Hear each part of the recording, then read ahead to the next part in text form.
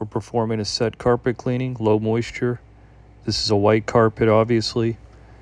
This is very susceptible to resoiling and wicking issues when you overwet the carpet, or if you use a product that's too high in pH. We're using a neutral-based pre-spray. We are cleaning the traffic lanes in these two areas. The carpets will dry in about an hour. And the main reason for cleaning these is the client just wants to maintain the looks of their carpet and reduce the premature wear that can happen over time if you don't maintain your carpet. So first in this process was dice, dry and soluble soil extraction. Then we're going to use SETT, soil extraction transfer technology.